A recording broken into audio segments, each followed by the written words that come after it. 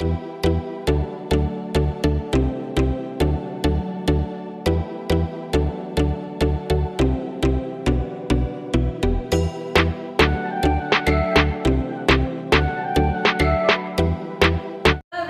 is Shweta. My name is Inder and you guys are watching Shwa Vlog, welcome to your channel. So we are going to react on a video of a channel. The channel name is Stories with Abhi. Haan. And the video is regarding a legend, a hero that we have lost recently, the flying Sikh Milkha Singh. Actually. And he will always be there with his achievements and whatever he did for the country. Of course, so the video name is Milkha Singh Biography 25 Facts You did not know about Milkha Singh. And you will always be in our prayers, sir. We love you. You will be always in our heart, and you will be always be a part of our history. Yes, actually you will. Let's watch it. Then आइए देखते हैं the great चलो देखते हैं. man flying Sikh Milkha Singh. Milkha Singh Hindustan के ऐसे athlete थे जिन्हें हम असली हीरो भी बोल सकते हैं। मिल्खा सिंह ने उस समय जब सुविधाओं की बहुत कमी हुआ करती थी तब इतने मेडल भारत की झोली में डाल दिए जितने आज तक कोई भारतीय एथलीट नहीं डाल पाया। 91 साल की जिंदगी की रेस खत्म करके भारत माँ का ये बेटा तो अब दुनिया छोड़कर जा चुका है, पर उनकी ज़िंदगी एक ऐसी इंस्पिरेशनल स्टोरी है जो हमेशा याद रखी जाएगी। वीडियो आगे बढ़ाने से पहले जान लीजिए, मेरा नाम है अभिषेक और स्वागत है आपका हमारे YouTube चैनल में। हम इस वीडियो में मिल्खा सिंह के बारे में 25 ऐसी बातें जानेंगे जिनसे शायद आप अनजान होंगे। तो चलिए वीडियो शुरू करते हैं। नंबर 1, मिल्खा सिंह का जन्म 20 नवंबर 1929 में लियालपुर में हुआ था। लियालपुर उस समय हिंदुस्तान में ही था, पर बंटवारे के बाद वो पाकिस्तान के हिस्से में चला गया। मिल्खा सिंह के पिता लियालपुर के एक बहुत ही इज्जतदार किसान थे। नंबर 2, मिल्खा सिंह की एथलेटिक ट्रेनिंग की शुरुआत उस समय हो गई थी जब वो स्कूल में पढ़ा करते थे। वो अपने गांव से 10 किलोमीटर दूर स्कूल जाया करते थे, जिस 10 किलोमीटर के सफ़र में वो कई बार दौड़कर भी जाया करते थे। नंबर 3, भारत पाकिस्तान बंटवारे के बाद कत्लेआम मच गया, इसलिए बहुत से लोग पाकिस्तान से भारत और बहुत से लोग भारत से पाकिस्तान अपनी अपनी जान बचाने को भाग रहे थे। लेकिन मिल्खा सिंह के पिता ने ये फैसला लिया कि वो अपनी धरती, अपनी जमीन छोड़कर नहीं जाएंगे। कुछ दिनों के बाद ही मिल्खा सिंह के पिता और भी घरवालों को मिल्खा सिंह के सामने ही मार दिया गया, पर मिल्खा सिंह वहाँ से भागकर निकल आए और वो हिंदुस्तान आ गए। नंबर 4, हिंदुस्तान आकर उन्हें उन लोगों के साथ दिल्ली में रखा गया जिनके पास अपना घर नहीं था, और वहीं वो अपनी कई महीनों से बिछड़ी बहन से मिले। पेरेंट्स के अलावा मिल्खा की बहन ही थी जो उनका ख्याल रखती थी। कुछ दिन कैंप में रहने के बाद मिल्खा और उनकी बहन को रहने के लिए घर मिल गए। नंबर 5, हिंदुस्तान आकर मिल्खा सिंह ट्रेनों के साथ भी रेस लगाते थे। वो बहुत फुर्तीले थे और अब वो इंडियन आर्मी ज्वाइन करना चाहते थे। नंबर 6, इंडियन आर्मी में भर्ती देखते हुए मिल्खा सिंह एक के बाद एक लगातार 3 बार रिजेक्ट हुए, पर हार मानना तो उन्होंने कभी सीखा ही नहीं था। चौथी बार के प्रयास में उनका सिलेक्शन इंडियन आर्मी में हो गया। नंबर 7, आर्मी ज्वाइन करने से पहले भी मिल्खा सिंह ने कटक में 200 और 400 मीटर रेस में हिस्सा लिया था।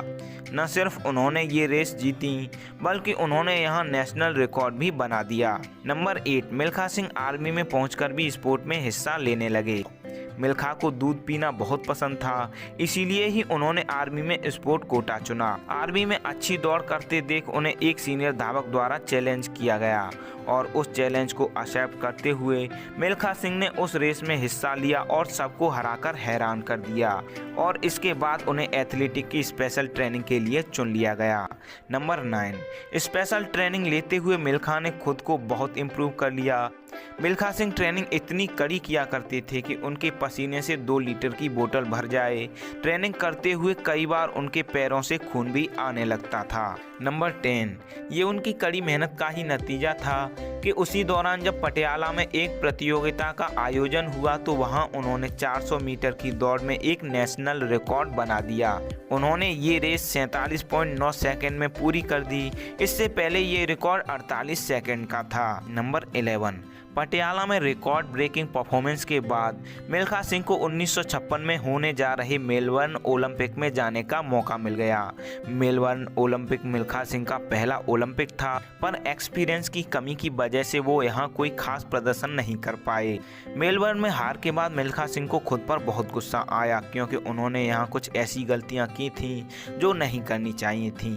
इन सब से सबक लेकर मिल्खा सिंह ने अपनी ट्रेनिंग का टाइम और फोकस दोनों चीज़ें बढ़ा दी। नंबर 12, साल 1958 में मिल्खा सिंह ने शानदार प्रदर्शन किया। उन्होंने एशियन गेम्स में 200 व 400 मीटर दौड़ में गोल्ड मेडल अपने नाम किए और 1958 में ही कॉमनवेल्थ गेम्स में उन्होंने 400 मीटर गोल्ड मेडल जीता। कॉमनवेल्थ में उन्होंने पाकिस्तान के अब्दुल खालिद को हराया था और इस हार का उन पाकिस्तानी एथलीट को बहुत दुख हुआ था। नंबर 13, मिल्खा सिंह को 1960 में एक बार फिर ओलंपिक में खेलने का मौका मिला। ये ओलंपिक रोम में हुआ था। रोम ओलंपिक में जाने से पहले मिल्खा सिंह ने 80 रेसों में हिस्सा लिया था, जिनमें उन्होंने 77 जीती थीं। इसीलिए सबको उम्मीद थी, न सिर्फ भारतीयों को, सभी को उम्मीद थी कि मिल्खा सिंह ही हैं जो ये रेस जीतेंगे। नंबर 14, रोम ओलंपिक में मिल्खा सिंह ने लगातार अच्छा प्रदर्शन किया और एक के बाद एक रेस जीतते हुए फाइनल में पहुंच गए। फाइनल में भी रेस शुरू होने के कुछ ही सेकंड्स के बाद मिल्खा सिंह सबसे आगे निकल गए, पर वो यहाँ बहुत नर्वस थे। उन्हें लगा कि वो काफ़ी आगे हैं, इसीलिए उन्होंने पीछे मुड़कर देखा। स्प्रिंटिंग में एक एक पल्स बहुत मायने रखता है। मिल्खा के पीछे देखते ही उनकी स्पीड थोड़ी सी कम हुई और 3 एथलीट उनसे आगे निकल गए। मिल्खा सिंह ये फाइनल हार चुके थे, जिसका उन्हें अफसोस पूरी जिंदगी रहा। नंबर 15, साल 1960 में मिल्खा सिंह को पाकिस्तान की तरफ से एक चैलेंज की तरह आमंत्रित किया गया। मिल्खा सिंह ने पाकिस्तान जाने से मना कर दिया, क्योंकि यहाँ उनकी माँ बाप के कत्ल की दर्दनाक यादें जुड़ी हुई थीं। नंबर 16, मिल्खा सिंह पाकिस्तान नहीं जाना चाहते थे, पर तब के प्रधानमंत्री श्री जवाहरलाल नेहरू ने मिल्खा सिंह से बोला कि वक्त हर मरहम भर देता है, आज देश के लिए तुम इस प्रतियोगिता में हिस्सा लो। प्रधानमंत्री की बात मानकर मिल्खा सिंह पाकिस्तान जाने को तैयार हो गए। नंबर 17, इंडिया और पाकिस्तान का आज की क्रिकेट की तरह तब का ये हाई टेंशन मैच था। पाकिस्तान की तरफ से वही एथलीट इस रेस में हिस्सा ले रहे थे जिन्हें 1958 के कॉमनवेल्थ गेम्स में मिल्खा सिंह ने हराया था। पाकिस्तानी एथलीट अब्दुल खालिद का इरादा उस हार का बदला लेने का था जो 2 साल पहले मिल्खा सिंह से हुई थी। नंबर 18, जब वो रेस शुरू हुई तो मिल्खा सिंह एक झटके में सबसे आगे निकल गए। उनके आसपास कोई भी नहीं था। उनकी रफ्तार को वहां बैठे सभी लोग देखकर हैरान रह गए। पाकिस्तानी एथलीट अब्दुल ये रेस खत्म होने तक मिल्खा सिंह से कई मीटर्स पीछे रह गए थे। नंबर 19, मिल्खा सिंह की रफ्तार देखकर पाकिस्तान के राष्ट्रपति जनरल आयूब खान ने मिल्खा सिंह को मेडल पहनाते हुए कहा, आज तुम दौड़े नहीं उड़े हो। आयूब खान ने ही उनको फ्लाइंग सिख नाम दिया। नंबर 20, मिल्खा सिंह की जिंदगी पर एक मूवी भी बन चुकी है जिसका नाम भाग मिल्खा भाग है। जब मिल्खा सिंह के पिताजी का कत्ल हुआ तब उनके यही शब्द थे जो इस मूवी का नाम है। मिल्खा सिंह की जिंदगी पर बनी ये मूवी हिंदुस्तान की सबसे बड़ी मोटिवेशनल मूवी में से एक है। नंबर 21, मिल्खा सिंह ने भाग मिल्खा भाग मूवी के लिए अपनी जब पूरी ज़िंदगी की कहानी बताई तो उन्होंने डायरेक्टर ओम प्रकाश मेहरा से 1 रुपया फीस चार्ज की थी। नंबर 22, मिल्खा सिंह की लाइफ पर मूवी तो बनी है, पर इसके अलावा उनकी लाइफ पर एक किताब भी लिखी हुई है। इस किताब का नाम the race of my life है, जो मिल्खा सिंह और उनकी बेटी ने मिलकर लिखी है। नंबर 23, मिल्खा सिंह की इच्छा हमेशा ये रही कि जो साल 1960 रोम ओलंपिक में उनके हाथ से गोल्ड मेडल चला गया उसे कोई भारतीय एथलीट लेकर आए, लेकिन रनिंग में तो नहीं पर बीजिंग ओलंपिक में अभिनव बिंद्रा इंडिया के लिए पहला और एकमात्र गोल्ड मेडल लेकर आए थे। मगर मुझे दुख इस बात का है कि मिल्खा सिंह को दौड़े हुए 60 साल हो गए।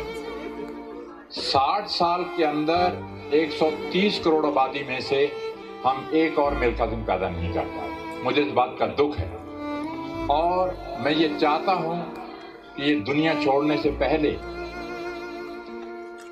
मैं देख के जाना चाहता हूं कि जो गोल्ड मेडल मेरे हाथ से रोम ओलंपिक में गिर गया, जो तिरंगा झंडा मैं नहीं लहरा पाया, जो नेशनल एंथम मैं नहीं बजा पाया, आप लोगों में से कोई ना कोई ऐसा नौजवान उठना चाहिए। नंबर 24, मिल्खा सिंह की मुलाकात साल 1960 में एक राष्ट्रीय वॉलीबॉल प्लेयर निर्मल कौर से हुई थी, जिनसे साल 1962 में उन्होंने शादी कर ली।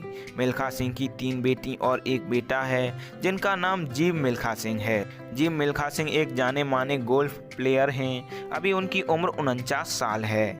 नंबर 25, साल 1983 में मिल्खा सिंह को पद्मश्री पुरस्कार से सम्मानित किया गया। मिल्खा सिंह के पास बहुत से मेडल्स और अवार्ड हैं। उन्होंने अपने सारे मेडल्स देश को समर्पित कर दिए, जो पहले दिल्ली में रखे थे और बाद में वो मेडल पटियाला के एक म्यूजियम में रख दिए गए और अभी भी वो वहीं हैं। तो फ्रेंड्स, ये थे मिल्खा सिंह के बारे में कुछ ऐसी रोचक बातें जिन्हें जानना हर भारतीय के लिए ज़रूरी है। उम्मीद करता हूँ आप लोगों को इस वीडियो से बहुत कुछ जानने और सीखने को मिला होगा। सिर्फ एक एथलीट के लिए ही नहीं, आप मिल्खा सिंह के हार न मानने और मेहनत के जज्बे से हर फील्ड के लिए इंस्पिरेशन ले सकते हैं। अगर आपको इस वीडियो से मोटिवेशन मिला है तो मिल्खा सिंह के सम्मान में एक कमेंट जरूर करें। दोस्तों, आज के वीडियो में इतना ही। हम प्रे करते हैं जो इच्छा मिल्खा सिंह की जीते जी पूरी न हो सकी, वो मरने के बाद ज़रूर पूरी हो। वीडियो एंड तक देखा है तो वीडियो पर अपना रिस्पॉन्स ज़रूर दें। अच्छा लगा तो लाइक, शेयर और कमेंट करें। हम हर एक कमेंट पढ़ते हैं और हर एक कमेंट हमारे लिए बहुत वैल्यू रखती है। साथ ही अगर आप हमसे इंस्टाग्राम पर जुड़ना चाहते हैं तो ज़रूर फॉलो करें। वीडियो एंड तक देखने के लिए थैंक्स। हमारी हर अपडेट से जुड़े रहने के लिए चैनल सब्सक्राइब करके बेल आइकॉन प्रेस कर लें। तो चलिए दोस्तों, मिलते हैं अगले वीडियो में एक और इंटरेस्टिंग स्टोरी के साथ।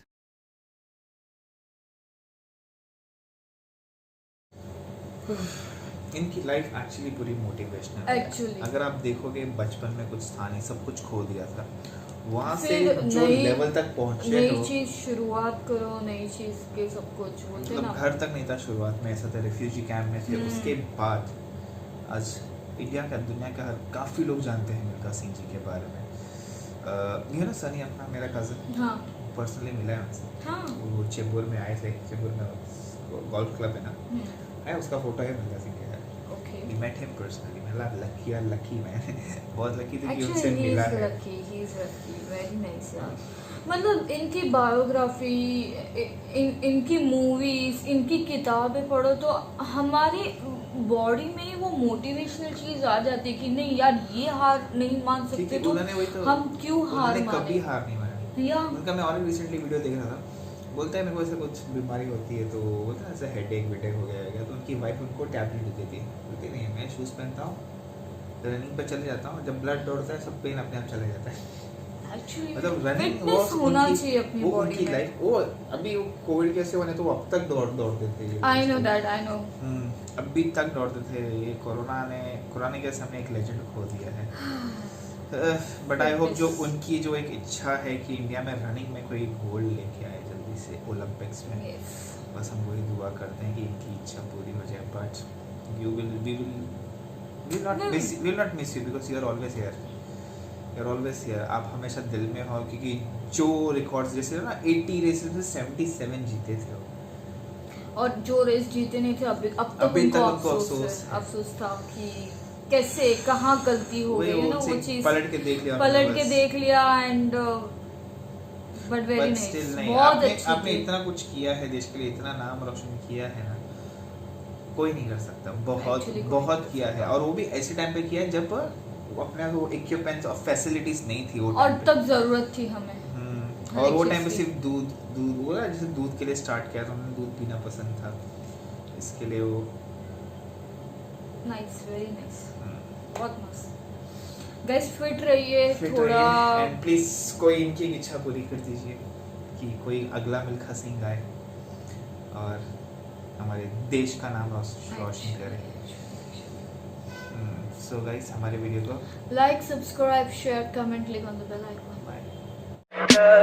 Tell me pretty lies, look me in the face, tell me that you love me, even if it's fake.